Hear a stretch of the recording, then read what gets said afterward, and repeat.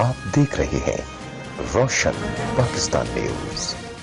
चीन की कारोबारी शख्सियात पर मुश्तमिल ओवरसीज चाइनीज एसोसिएशन के अहदेदारों ने यहाँ नेशनल प्रेस क्लब इस्लामाबाद में कॉन्फ्रेंस से खिताब करते हुए कहा कि सूबा सिंकियांग में मुसलमान शहरियों के साथ चीन ऐसा कोई गलत सलूक नहीं कर रहा जिसका प्रोपेगेंडा अमेरिका कर रहा है।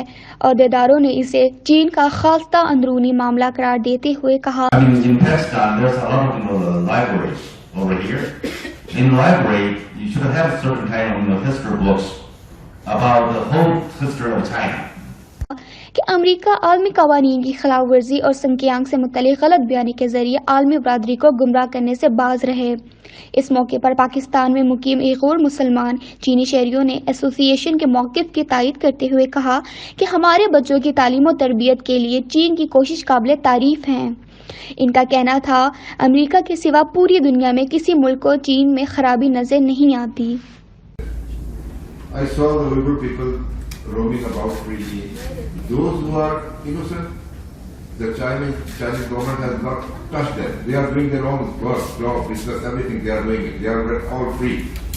The ones who have taken the laws in their hands, they must face the limit. Iran میں کوئی ایسا جو ہے ایکٹیویٹی نہیں دیکھا اور نہ سنا اپنے دوستوں سے رشتہ داروں سے کہ جی ادھر ایسا کچھ ہو رہا ہے جس کے لیے کسی اور ملک کو انٹرفیئر کرنے کی ضرورت پڑے۔ جبکہ عالمی سطح پر امریکہ کی شناخت کمزور ملکوں اور قوموں پر جنگ مسلح کر کے بے گناہ انسانوں کو موت کے گھاٹ اتارنا ہے۔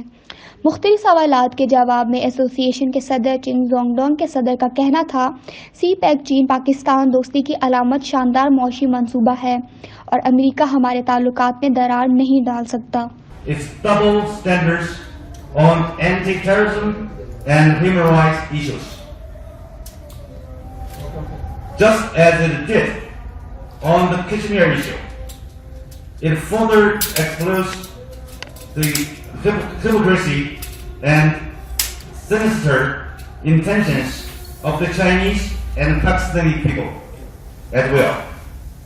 We hereby appeal to all the overseas Chinese in Pakistan to tell the facts to the public and to let them know the true story of what happened in Xinjiang.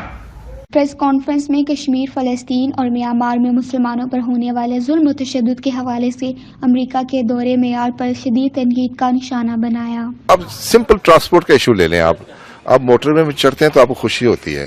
اب دیکھیں یہ سی پیک کے بدولت یہ گلگت سے ابھی ہے یہاں مانسرے سے اسلام آباد آنا 5 گھنٹہ ہوتا تھا، اب وہ 2 گھنٹہ رہ گیا۔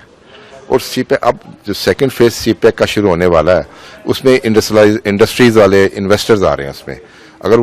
اگر یہ کوئی پروپیگنڈا انشاءاللہ اثر نہیں کرے گا، اگر وہ آ جائیں گے تو آپ دیکھیں گے پاکستان بھی بہت پروگریس کرے گا۔ یہ بہت ضروری ہے، وہاں سے انویسٹرز اور انڈسٹریلائزیشن بہت ضروری ہے پاکستان کے لیے۔ ابھی اس وقت جو ہے نا ہماری جو اکنامک کنڈیشن یا کاروباری کنڈیشنز ہے پاکستان میں وہ اتنی اچھی نہیں ہے۔ کاروباری جو بزنس پیپل ہے وہ تھوڑے پریشان ہے تھوڑے سے، لیکن ہم سمجھتے ہیں یہ سی پیک سے جب انویسٹمنٹس آئیں گی، جب انڈسٹریز لگیں گی، کام چلے گا تو بہت بہتر ہو جائے گا۔ کہ میں ابھی 2 مہینے پہلے گیا تھا، میں نے وہاں اوئیغور لوگوں کو نارملی پھرتے ہوئے، کام کرتے ہوئے، شاپنگ کرتے ہوئے، کام کرتے دیکھا، لائک جسٹ نارمل۔